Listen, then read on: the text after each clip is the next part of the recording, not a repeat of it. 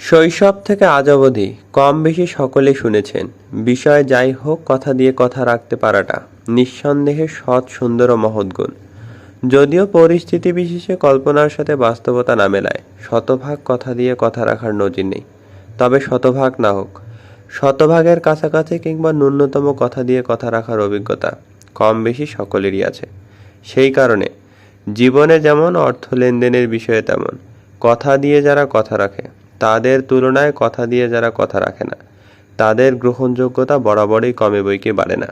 সেই জন্য কথা দিয়ে যারা নিয়মিত কথা রাখে তাদের প্রতি অপরের বিশ্বাস রাখায় অর্থ কিংবা সাধ্যের মধ্যে যে কোনো সহযোগিতা পেতে খুব বেশি অসুবিধা হয় না, বিশেষত যারা প্রকৃত শুভাকাঙ্ক্ষী তাদের কাছ থেকে।